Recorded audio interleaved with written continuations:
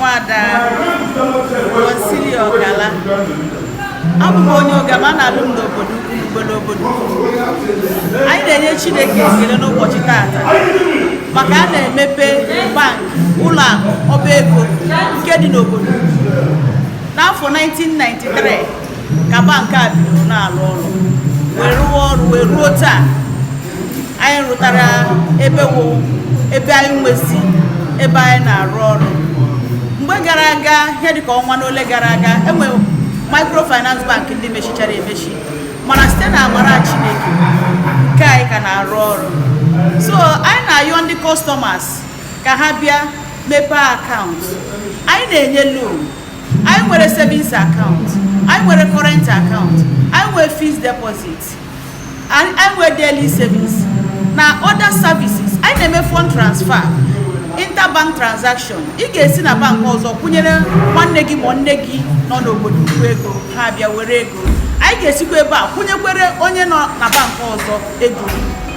So anyị na-ayọ ndị Obodoukwu ka ha bịa nye anyị ezigbo nkwado na ụbọchị taata. Obi juru onye ọbụla n'ọṅụ na a na-emepe bank a, and nkwado ndị Obodoukwu ga-eme na bank a ga na-eto karịa ole ọ dị taa. So anyị na-enye Chineke ekele taata bụ ezigbote ụbọchị ọṅụ na ụfọdụ bank mechiri emechi mana anyị nwere ike imepe bank a taa. Aha m bụ Obodoukwu Asianuba Tedus. Ọ bụ mụ abụ accountant na head of operation of Obodoukwu Microfinance Bank.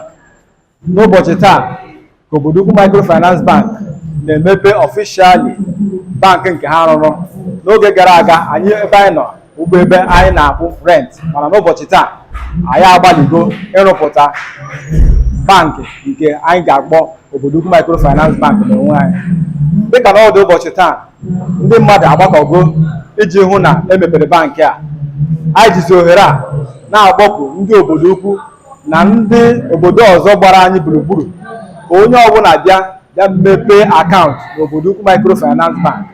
Anyị nwechara ụdị services dị iche iche ka anyị na-enye. Anyị na-emepe savings account, anyị na-emepe current account, anyị na-emepekwa fixed deposit. Anyị nwekwara akawo nke ndị mmadụ na-akpọ thrift savings, ọ ga-ekpọkwa ya isusu. Ihe ndị ahụ services dị iche iche.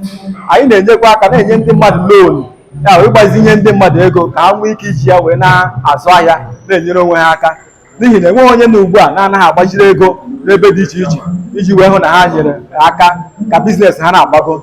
So ihe ndị a n'ụbọchị nke taa bụ ihe ndị dị iche iche anyị na-eme.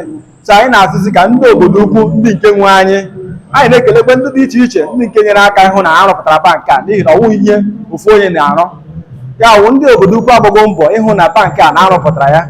Ihe anyị na-asịsịkwa ewu ọ dị onye ọbụla nke n'ebe ọbụla ọ nọ, ndị nke na-enweghị akaụntụ n'Obodoukwu Microfinance Bank ka ha bịa mepee akaụntụ na Obodoukwu Microfinance Bank, n'ihi na ihe a bụ ihe anyị a na-esite n'ụlọ mara mma were pụwa ama.